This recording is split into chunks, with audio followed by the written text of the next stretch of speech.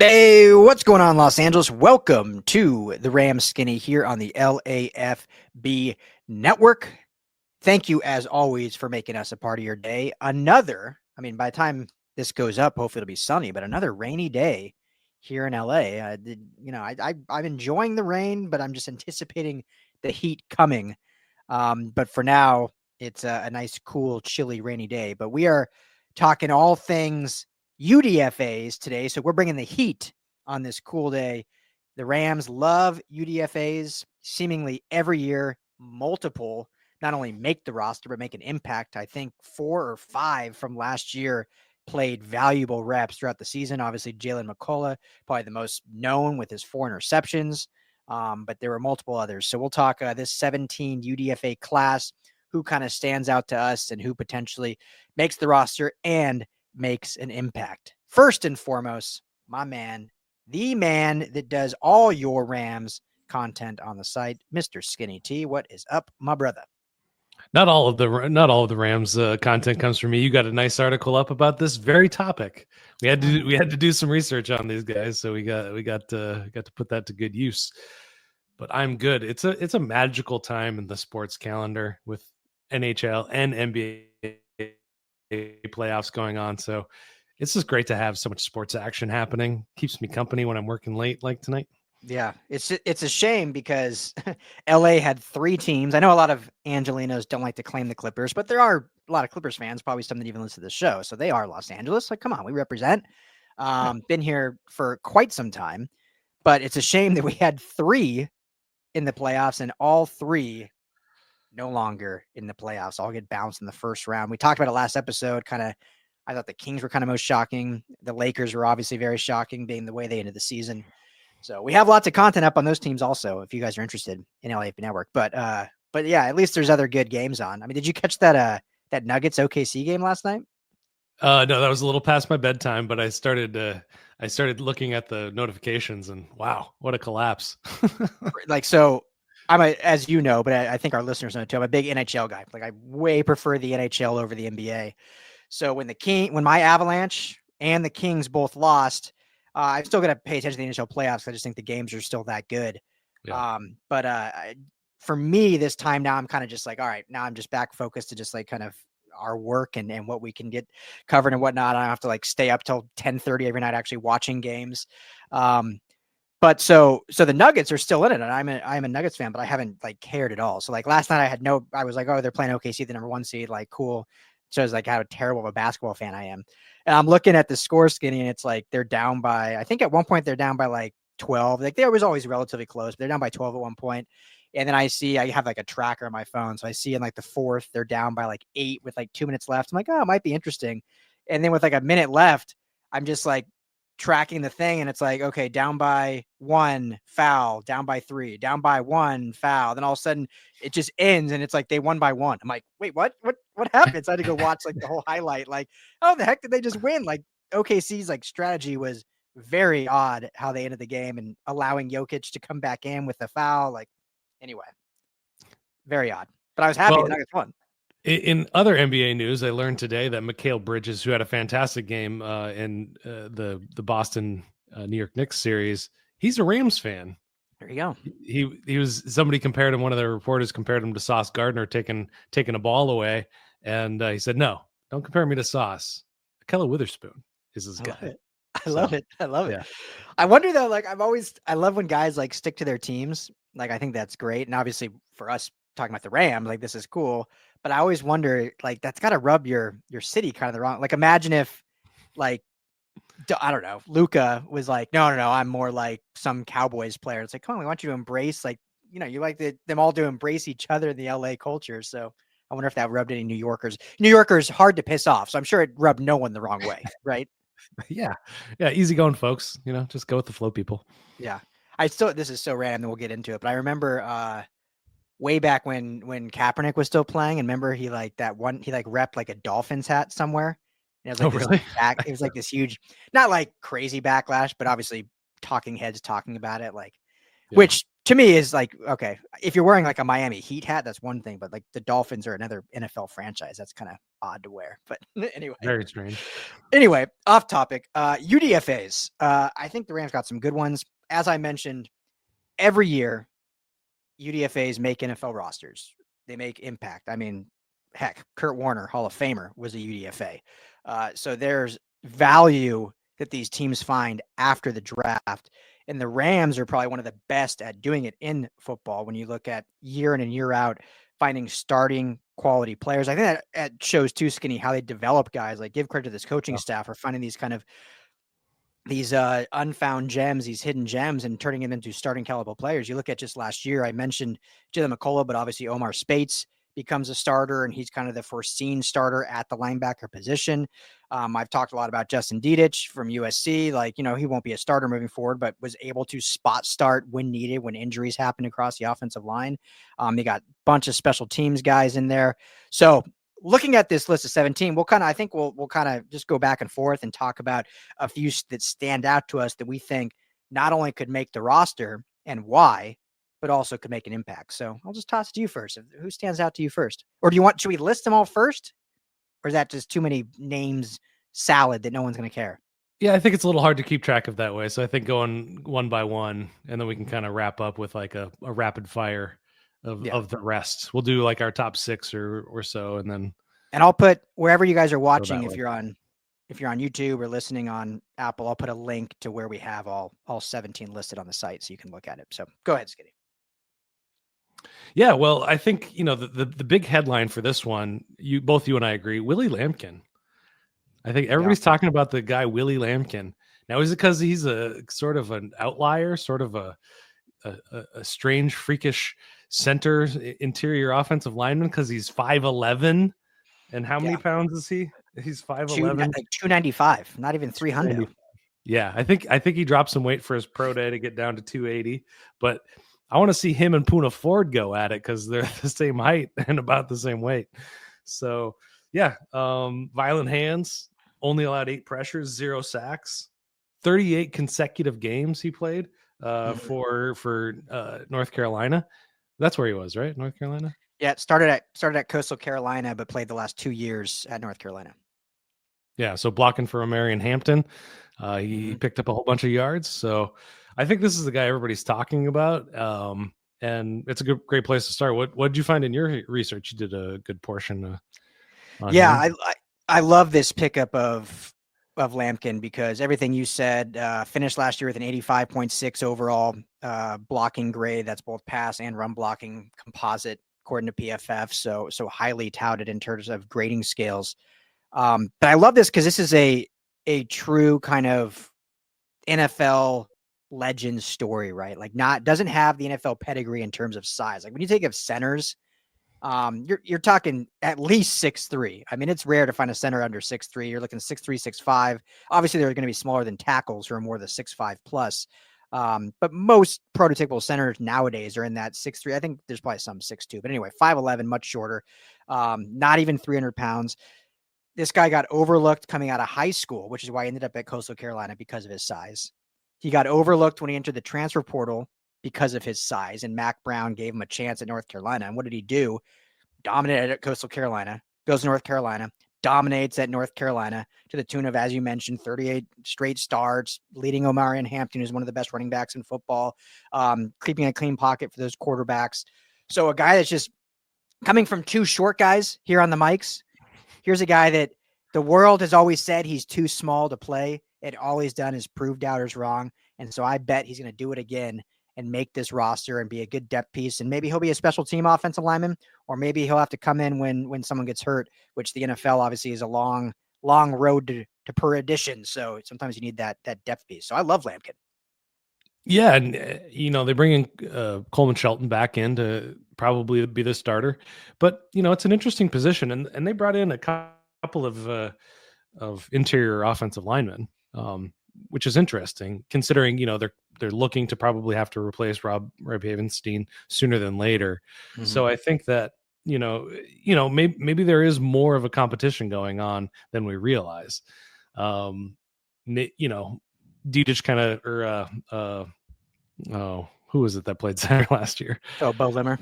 Bo Limmer, yeah, he kind of made his case last year as well, and maybe he's going to take another step forward. But yeah, really interesting pickup, and I think he has a chance to make the squad long term. Yeah. To your point, they definitely added more interior guys than tackles. I think obviously the switch from college to pro, a lot of these guys kind of move all over the offensive line to see where they can fit best and just make the team. But just based on draft where they were listed, I think only one tackle and three interior guys added in terms of undrafted guys. So yeah, it'll be interesting to see, but I really like his prospects, and played right guard at North Carolina, but can certainly play center and has that versatility, which we know the Rams like. I mean, just last year, Justin Dedich was a center at USC and ended up playing guard for the Rams when he had to come in. So versatility is key. So, well, and my stance on fullback, and we've seen defensive tackles go for fullback. Maybe we got a fullback on our hands here. I don't know. Lampkin has a nice name for a touchdown dance. Yeah. Everybody do the Lampkin. Everyone do the Lampkin. I like that a lot. So, well, great. So yeah, I think me and you are in agreement. He's one of the most likely guys to make this roster, but we'll see. Who you got next, or do you want me to go? You should go. Okay, so I'm going to go with receiver, and I'm really curious your thoughts. We didn't really talk about this pre-air. We we're going to talk about this, but we didn't talk specifics. So I'm curious your thoughts on receiver. To me, because I think a lot of people probably think receiver is already pretty stacked in terms of just numbers. The Rams will keep 6 to 7. I can't see them keeping any more than 7, but in that 6 or 7 range as they do every year. And so I think a lot of people probably think, like, when you look at it and look at the guys returning last year, they're kind of set. To me, though, really 1 through 4 is kind of a lock. When you look at Devontae Adams, Puka Nacua, Tutu Atwell, and then most likely, in my opinion, Jordan Whittington. I think he proved himself last year. But after those 4, to me, it's pretty wide open. I know Xavier Smith is a great special teamer. So you can make the case that he's kind of that 5, but, not super involved in the actual offense. They drafted, Kenota Mumfield in the 7th round. And they just signed Britton Covey, who will likely just be that special teamer. Basically, to me, it seems like Covey and Smith will compete for that return spot, and then that will take obviously one receiver spot. So really, I think there's 2 to 3 spots open for receiver, and there's really no name I think that is like it's theirs for the take, or it's everyone's for the taking. I mean, and so I'm going to talk about Mario Williams, because I think his pedigree and his talent level could really shine in this offense. He kind of was one of those guys that got lost in the wash due to transferring and playing at 3 different schools. But, he was a highly regarded 4-star recruit of the high school, went to Oklahoma with Lincoln Riley. Then when Lincoln Riley came to USC, brought Caleb Williams with him, and Mario Williams came with them, played 2 years here at Southern Cal. So I got to know him well, got to watch him play. He played kind of best from that slot position. He's a little bit smaller frame at like 5'10-ish, 180. So definitely would probably be seen more as a slot guy, but definitely has great speed, great hands, great route runner. And then last year played his final season at Tulane and really broke out at Tulane with over 1,000 yards and 6 touchdowns. So I think Mario Williams is a guy that has the pedigree and has big enough size. He obviously is bigger than Tutu Atwell, but has pretty good speed as well, and can really carve a rollout for himself. So I think he can fit in here. Obviously, Lincoln Riley knows him, so maybe he'll vouch for him. And the Rams don't draft USC guys, but they do seem to like undrafted USC guys. So I know he's technically out of Tulane his final year, but 2 years at USC, so he's a Trojan. Yeah, for sure, and a Lincoln Riley guy at that. I mean, his Lincoln Riley, yeah. It's like the they're bringing in a lot of guys. So I think his biggest competition is just the numbers of it all. Yeah. I mean, drafting, you bring in Britton Covey, there's 2 more undrafted free agents, True Edwards and Brennan Presley. They've got 12 guys on the roster right now at the position. So yeah, it's going to be an interesting battle regardless. And I think Mario's probably one of the steals of the UDFA class, especially looking at the other receivers that they're bringing in, where there's, the production isn't there, the size isn't there, the traits aren't there, something like that. So I think he's probably the front runner with Mumpfield to find himself a spot. Xavier Smith might find himself as the odd man out, as much as I like the guy, because there's some good traits that Mario Williams and Mumpfield are bringing. So I think, that 6 or 7 is probably where you're going to end. So I think he's probably the front runner for that. True Williams, or True Edwards rather, is an interesting one because he's 6'2", but he plays mostly in the slot. Doesn't have a lot of production, decent yak, but I'm excited to see this in camp. All these different receivers, they always bring in a good amount, but this is, I think, the most competition that they're going to have for the kind of 4 through 6 or 7 spot.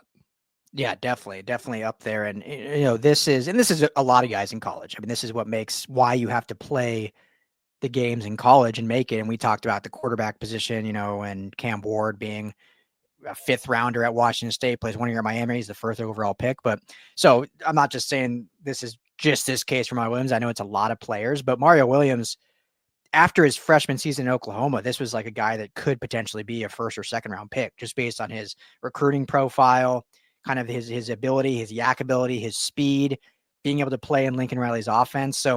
So I'm not saying that, he should have still been that because of just how the college career went, but has been healthy pretty much his whole career, no serious injury, and had that pedigree early on. You get a guy that could potentially be an absolute steal as an undrafted free agent. So a lot of guys have that story for sure. I just know it more because I covered him for 2 years at SC, met him, talked to him, played baseball as well back at Oklahoma, and then kind of stopped after that. But so a dual sport athlete a little bit. But yeah, love to see him make it. We'll see. Yeah, my next guy is a right tackle out of Indiana, Trey Wettig, 6'7", 313. Nice. I think. You look at what, Indiana does. So he comes from Wisconsin as well. That's where he transferred from before. He did 3 years at Wisconsin, transferred to Indiana. I mean, we're talking offensive line pedigree here. Big Ten football is won and lost in the trenches. So, I mean, this is a guy you kind of want. 15 pressures, 2 sacks. 7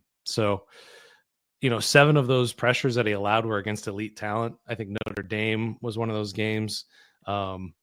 Michigan was one of those games. One more big game that was just against really high end talent. So, his run blocking runs a bit hot and cold, but this guy is kind of a developmental. Let's take a wild swing and see if we can find Rob Havenstein's successor, and if not, a Joe Noteboom successor who has found himself a role on or at least a chance to find a role on another NFL team.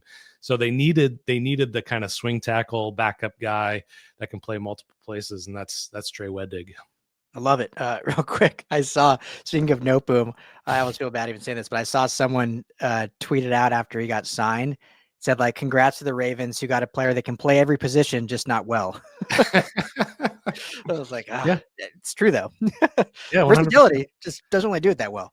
Yeah, Wettig's not going to cost you $10 million against the cap. So. Exactly. But no, I like Wettig. I mean, everything you said is the key there. Big Ten pedigree. I mean, Wisconsin and Indiana. Those are two, like, when you think of offensive line traits and talent to get to the NFL, like those two schools, along with obviously Michigan, Ohio State, like the other Big Ten schools, all check every box pretty much. And then you just look at Indiana specifically, who last year under Curt Cignetti obviously turned everything around into making the college football playoff. They were the kind of the Cinderella story of college football. And a lot of that was because of the trench play, what they're able to do with the offensive line against, Big Ten defensive lines, and able to keep their quarterbacks who, they had a little rotation. Rourke got a little banged up, and they had a backup come play.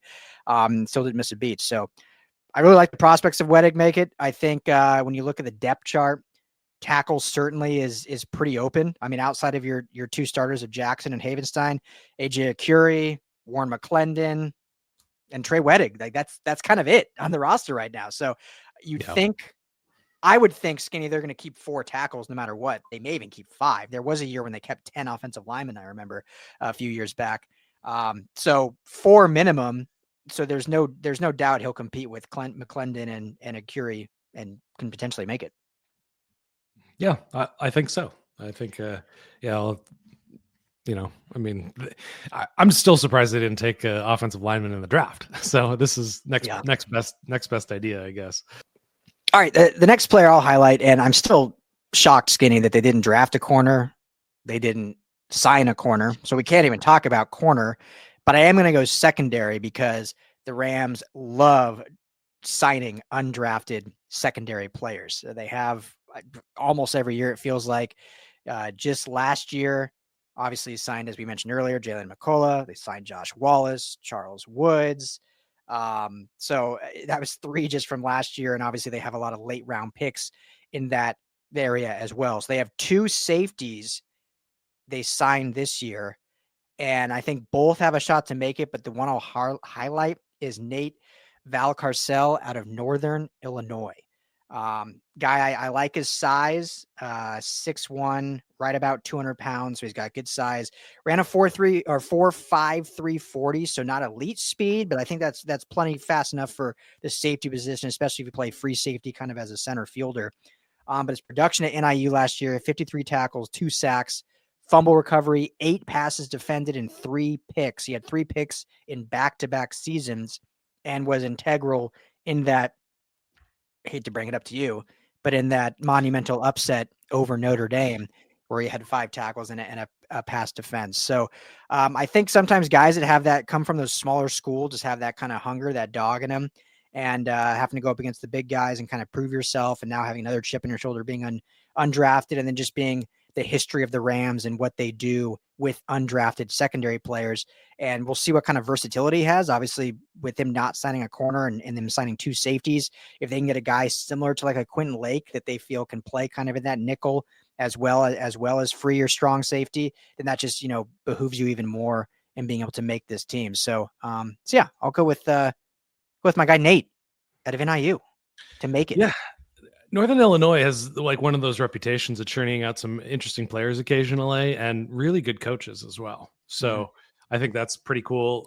Big note on this guy is he was first team All MAC, so definitely got recognized for, his production there.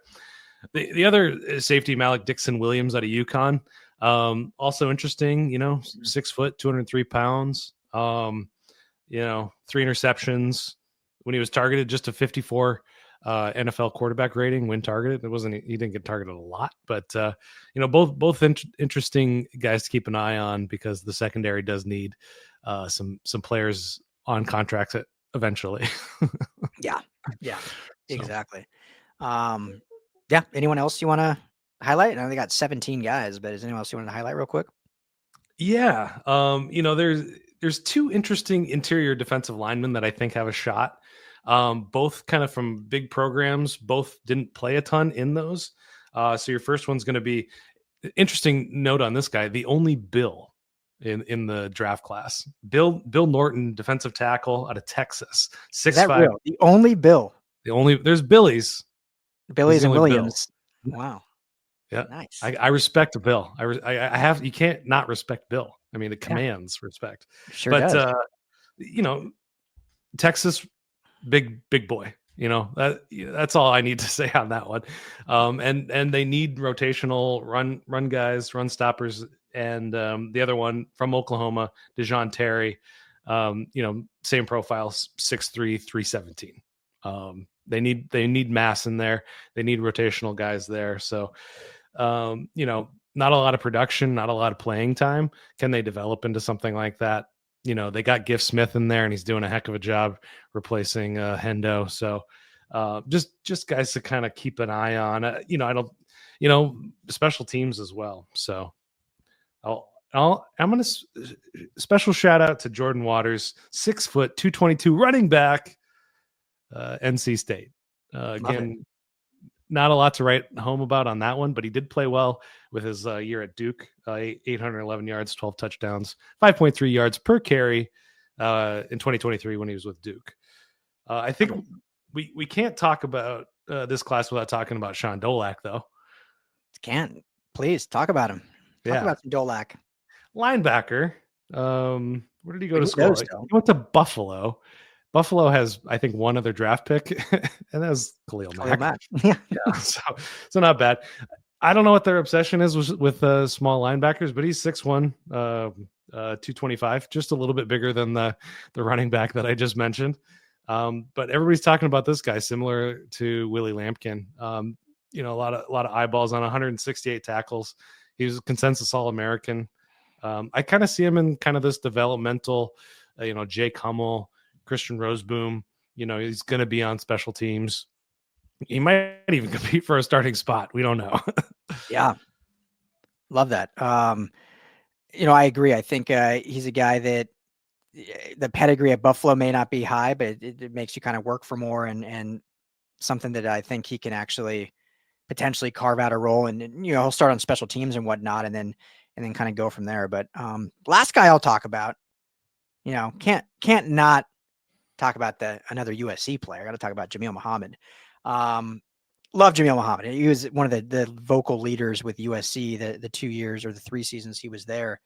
And interesting about him, so he actually got recruited as a quarterback and signed with Vanderbilt, but ended up committing to Georgia Southern, moved over to defensive end, played 2 years there, and then transferred to USC.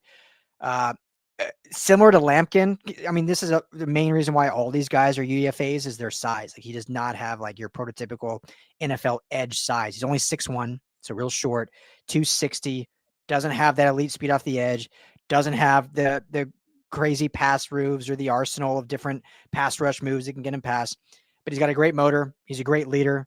I think mentality wise, this is one of those guys that you just want in your locker room.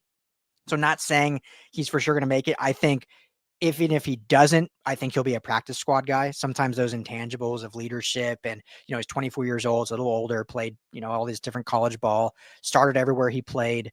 Sometimes you just want that in your locker room practice squad that you can kind of dole out roles for and whatnot. So I would say he reminds me a little bit of Michael Hoyt in the sense of like, doesn't have that same talent level, but just that grinder that somehow finds his way on the field. Like he's just like, he's that kid when you're a coach where like the guy's like shouldn't be good, but I just can't not put him on the field because he just forces me to put him out there with the way he works. The problem is Michael Hoyt's like 6'4", 310 or whatever. And Jamil Muhammad's 6'1", 260. So the size is the big discrepancy. Got the same motor and intangibles as Hoyt, but Hoyt did have that big NFL size to kind of go along with it. So, I think Muhammad's an awesome player, awesome dude. Would love to see him crack it and make it, but I think at minimum he'll be a practice squad guy. Yeah, and we've talked about adding to this edge room and rotational pass rush. How can they generate more? And at that size, even from a weight perspective, and he's pretty competitive with the other edge rushers in there. So yeah, I think that works for me. They've got some tight ends on here in this class as well. Mark Redman from Louisville. Did we Torres. Did we mock them to take Redman? I don't think so. Maybe. Not. And like, it would have been like a 7th round pick, but I don't know why that name. I'm like, I feel like we mocked them to take him. Maybe. I don't remember that, but my memory's shot at this point in my life. Ben Dooley, 6'5", 300 pounds, Boise State, lead blocker for Ashton Genty. All Mountain West. He's left guard. I didn't say that. Only allowed 13 pressures and 1 sack. Another interior offensive lineman. I don't know why. you paid Jonah Jackson's a couple more years on the rookie contract. Kevin Dotson paid a lot of money. But he's on there as well. I think we've covered just about everybody. Oh, Anthony Torres is the other tight end out of Toledo. Mm-hmm. Good pass blocker. That's what I'll say with him. I think we hit all of them. Yeah, pretty much. Yeah, Redman too, pretty good pass blocker. Yeah.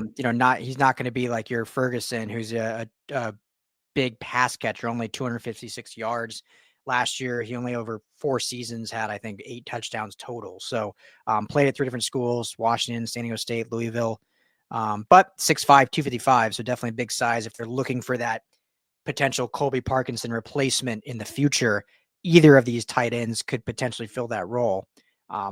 If need be. Obviously he's still got 2 years left on his deal, but yeah, potentially from Newport Beach. So Cali kid. Oh, love it. Yeah. So Always the best. yeah. But yeah, let us know 17 undrafted free agents. We know one will make the roster. Just I shouldn't say we know, but I'm gonna put out there that one will make it. It just seems like every year at least one makes it, especially once you get injuries in camp and whatnot, unfortunately. So let us know, who do you guys love of this list? Of the kind of 3 each, or I guess 2.5, we both kind of agreed on Lampkin, and then we mentioned 2 other ones each. Of those you guys like, comment below on the video. If you're on YouTube, Rams LAFB is the YouTube channel. You can go right to our website, lafbnetwork.com, comment there. We are, I know we've talked about this, we are launching a forum very soon. I'm working on it. Hopefully tonight, but I'm going to be honest, it'll probably be more like next end of this week. But we're going to have forum topics in there with Ram. We'll have all the LA teams. We'll have Rams in there specifically so we can talk, specific topics, draft topics, free agency, training camp, all that. Would love to just get more engagement and you guys chatting. Obviously, we love all the comments in YouTube, but for those not on specific videos, now we can bring that over to LAFBnetwork.com. So, Skinny, anything else to add before we sign off here? No, man. It's get to watching some basketball and hockey. That's all I have to say. There you go. Yeah, 6 o'clock. Good night, Yeah, Canada. playoffs. Good night. There we go. So, well, thank you all as always for hanging out. Anything you're looking for this offseason, let us know. We're kind of truly now in the offseason all the way until like mid-July when training camp. Obviously, we'll have mini camps and OTAs and stuff, but not a ton will happen for the next month and a half or so. So if there's anything specific you guys are looking for, let us know. But we'll be here twice a week or more every week, plus plenty of editorial over at LAFBnetwork.com. So for Skinny T, I'm Ryan Dyward. Thank you as always. Talk to you here in just a couple days.